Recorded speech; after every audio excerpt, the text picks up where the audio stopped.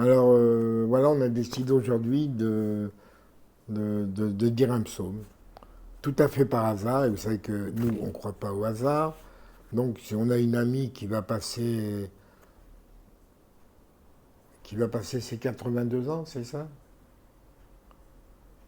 Donc qui va Oui, c'est rentrer ça. dans la 83e année. Donc comme ça, on s'est mis à prendre un télim, on dit tiens, on va lui dire ce qu'il y a dans ce 83e psaume de David. Et on est tombé sur un truc qui nous a vraiment interpellés. Et à partir de ce moment-là, on a décidé de le partager avec vous. C'est pas un psaume de guerre, hein, c'est un psaume de David. Mais vous allez voir qu'il n'est pas si innocent que ça.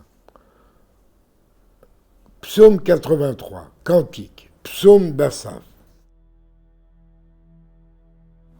Ô Dieu, n'arrête plus ton action, ne garde pas le silence, ne reste pas en repos, ô Tout-Puissant.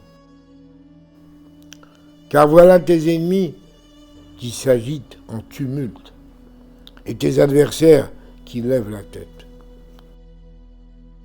Contre ton peuple, ils ourdissent des complots, ils se concertent contre ceux que tu protèges. Ils disent, allons, rayons-les du nombre des nations, que le nom d'Israël ne soit plus mentionné, car d'un commun accord, ils prennent des résolutions contre toi, ils font un pacte. Les tentes d'Édom et les Ismaélites, Moabites, Agrites, Gébal, Ammon et Amalek, les Philistins, oui, les Philistins, c'est écrit, que les habitants de Tyr, Achour aussi se joint à eux. Ils prêtent main forte aux fils de Lot, c'est là. Traite-les comme tu as traité Midian, Sisara et Jabin, près du torrent de Kisson, qui furent anéantis à Endor, couchés sur le sol comme du fumier.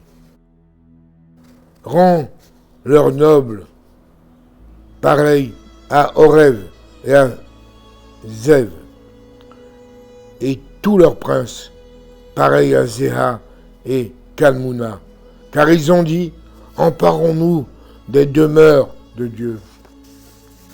Mon Dieu, fais d'eux comme un tourbillon de poussière, comme du chaume emporté par le vent. De même que le feu dévore les forêts, que la flamme embrase les montagnes, ainsi pourchasse-les par la tempête, jette-les dans une fuite éperdue par ton ouragan. Couvre leur visage d'opprobre pour qu'ils recherchent ton nom, ô Éternel. Qu'ils soient confondus, terrifiés à jamais, saisis de honte et perdus. Qu'ils reconnaissent ainsi que toi seul as pour nom éternel, que tu es le Maître suprême de toute la terre. Voilà, c'est écrit il y a quelques siècles pour ce qu'on vit aujourd'hui. Voilà. J'espère qu'on n'en arrivera pas là, mais il semblerait que c'est inévitable aujourd'hui, compte tenu de tout ce tumulte qu'il y a parmi les nations. En fait, tout cet effort-là, c'est, rassurez-vous, pas pour chasser les Juifs, mais c'est pour chasser Dieu et tout ce qu'il y a de spirituel sur terre. Nous y voilà, dans quelque temps, nous serons ou débarrassés de tous les antisémites, pour ne pas dire de tous les anti-dieux, ou carrément du bon Dieu lui-même, s'il n'intervient pas, ce qui m'étonnerait. À bientôt.